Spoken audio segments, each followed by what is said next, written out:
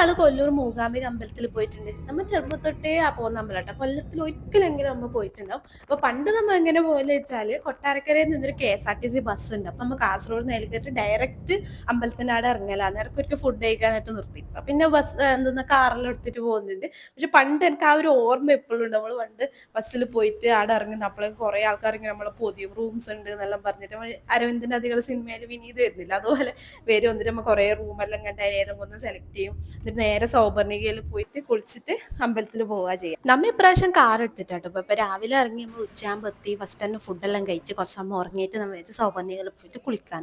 അപ്പൊ നമ്മ ഈ സ്കൂളിന്റെ ഈ ഫ്രണ്ടിലെ എവിടെ അപ്പൊ ഇതിൽ പോകുമ്പോൾ നമുക്ക് പിന്നെ ഭയങ്കര നൊസ്റ്റാൾജിക്ക. പണ്ട് വിചാരിച്ചു എന്ത് സുഖമായിട്ട് കുട്ടികൾക്ക് ഇവിടെ അമ്പലത്തിൽ ഇടക്കിടക്കെ പോവാലോ എന്നല്ല.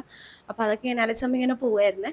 അപ്പോൾ അവിടെ എത്തുമ്പോൾ നമ്മളോട് സെക്യൂരിറ്റി പറഞ്ഞ് വെള്ളത്തിൽ ഇറങ്ങാൻ പറ്റില്ല, മുകളിൽ ഡാം തുറന്നിട്ടിട്ടുണ്ട്, അപ്പൊ നല്ല ഒഴുക്കാന്ന്, അടിയൊഴുക്കുണ്ട്, ചുഴിയലുണ്ട്, അപ്പൊ ഡേഞ്ചർ ആണെന്നൊക്കെ പറഞ്ഞു. അപ്പൊ നമ്മൾ വെള്ളത്തിൽ ഇറങ്ങിയിട്ട.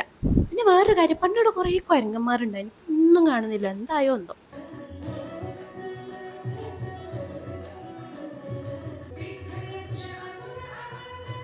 നമ്മ പിന്നെ നേരെ റൂമിലേക്ക് തിരിച്ചു വന്നിട്ട് ഫ്രഷ് ആയിട്ട് വൈകുന്നേരം ആകുമ്പോൾ അമ്പലത്തിലേക്ക് ഇറങ്ങി. അപ്പം അമ്പലത്തിൽ നല്ല തിരക്കുണ്ടായിന് കേട്ടോ.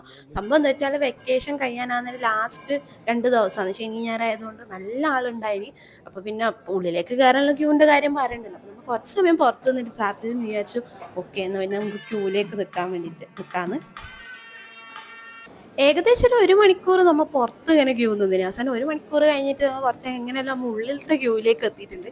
ഉള്ളിൽ ഇനി കുറച്ചും കൂടി പോകാനുണ്ട്. അപ്പോൾ ദേവി ഇങ്ങനെ തടുമ്പിലും പല്ലക്കിലെല്ലാം ആയിട്ട് ഇങ്ങനെ പ്രദക്ഷിണം വെക്കാന്ന്. അപ്പൊ ഞാൻ ഒരാളെ നിങ്ങൾക്ക് കാണിച്ചു തരാം.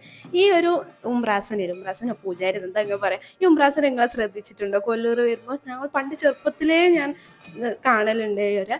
അപ്പൊ ഇവരെങ്ങനെ കാണുമ്പോൾ ഭയങ്കര സന്തോഷമാണ്. നിങ്ങൾ എത്ര ആൾക്കാർ ശ്രദ്ധിച്ചിട്ടുണ്ടെന്ന് എനിക്കറിയില്ല.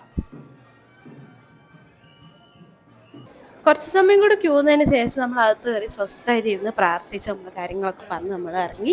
അപ്പോൾ അടുത്തതായിട്ട് നമുക്ക് വേണ്ടത് ഫുഡ് കഴിക്കണം. നമ്മൾ വെച്ചാൽ അമ്പലത്തിൽ നിന്ന് തന്നെ ഫുഡ് കഴിക്കാന്ന്. അപ്പോൾ പണ്ട് മുതൽ കൊല്ലൂർ വരുന്നവർക്ക് ഈ ഒരു സ്ഥലം ഓർമ്മയുണ്ട്. നമ്മൾ ഫുഡ് കഴിക്കാൻ വേണ്ടിയിട്ട് ഇവിടെ പുറത്ത് കുറേ സമയം വെയിറ്റ് ചെയ്ത് അവസാനം അകത്ത് കയറി ഒരു ഇലയിൽ നിലത്തിരുന്നിട്ടൊക്കെ ആയിരുന്നു ഭക്ഷണം കഴിച്ചിട്ടുണ്ടായത്. പക്ഷെ ഇപ്പോൾ അതെല്ലാം ഫുൾ മാറി, കുറേ കാലമായി നിന്ന് മാറിയിട്ട് ഇപ്പം ഈ ഒരു ഹാളിൽ നമ്മൾ പോയിട്ട് ഒരു ബുഫേ സിസ്റ്റമാണ്. നമ്മൾ അകത്ത് കയറി നമുക്ക് പ്ലേറ്റിൽ ബുഫേ ആയിട്ട് നമുക്ക് എവിടെ വേണമെങ്കിൽ ഇരുന്ന് കഴിക്കാം. അപ്പം ആ ഒരു വെയിറ്റിങ്ങിൻ്റെ ആ ഒരു ഇത് കുറച്ചു, പക്ഷേ നല്ല ഫുഡ്, സെയിം ഫുഡും കാര്യങ്ങളൊക്കെ സെയിം തന്നെ. പക്ഷെ ഇരിക്കുന്നതും അതല്ല, ഹോളെല്ലാം ഫുള്ള് മാറി.